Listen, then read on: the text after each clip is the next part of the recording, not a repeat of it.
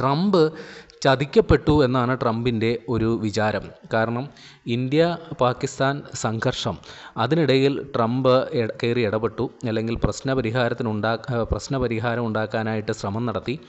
അത് ഇന്ത്യക്കും പാകിസ്ഥാനും ബോധ്യമുള്ള കാര്യമാണ്. പക്ഷേ ഇന്ത്യ അത് ഒരു വേദിയിലും സമ്മതിച്ചു കൊടുക്കുന്നില്ല. ട്രംപ് ഈ സമാധാന കരാർ ഉണ്ടാക്കാൻ വേണ്ടി പ്രവർത്തിച്ചു എന്നുള്ളത് ഇന്ത്യ ഒരിക്കലും സമ്മതിച്ചു കൊടുത്തില്ല. അങ്ങനെ ഇന്ത്യ തന്നെ ചതിച്ചു എന്നാണ് ട്രംപിൻ്റെ ഒരു വിശ്വാസം.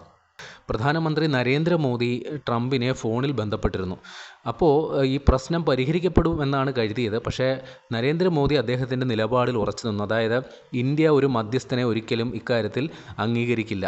ഇന്ത്യ പാകിസ്ഥാൻ ബന്ധം, അല്ലെങ്കിൽ ഇന്ത്യ പാകിസ്ഥാൻ തർക്കങ്ങൾ ഉഭയകക്ഷി ചർച്ചയിലൂടെയാണ് പരിഹരിക്കുന്നത്. അതിനൊരു മധ്യസ്ഥനെ ഇന്ത്യ ഒരിക്കലും ആശ്രയിക്കാറില്ല. അതാണ് ഇന്ത്യയുടെ പൊതുവിലുള്ള നിലപാട് എന്ന് പ്രധാനമന്ത്രി മോദി ട്രംപിനെ അറിയിച്ചു. ഇതോടുകൂടി ട്രംപും മോദിയുമായിട്ടുള്ള ബന്ധം ഊഷ്മളമാകുന്നതിന് പകരം വീണ്ടും വഷളായി എന്നുള്ളതാണ്. ട്രംപിൻ്റെ ട്രേഡ് അഡ്വൈസർ, അതായത് വാണിജ്യ വ്യാപാര സംബന്ധിച്ചുള്ള ഉപദേശകൻ പീറ്റർ നവറോ, അയാൾ ഈ കാര്യം ഇന്ത്യ അമേരിക്ക വ്യാപാര കരാർ, അല്ലെങ്കിൽ അതുമായി ബന്ധപ്പെട്ടുള്ള പ്രശ്നങ്ങൾ കൂടുതൽ വഷളാക്കി എന്നാണ് അദ്ദേഹം പറയുന്നത്. അപ്പോൾ ഈ പീറ്റർ നവറോ ഈ താരിഫുകളുടെ മഹാരാജ് എന്നാണ് അദ്ദേഹം വിശേഷിപ്പിച്ചത്. അതായത്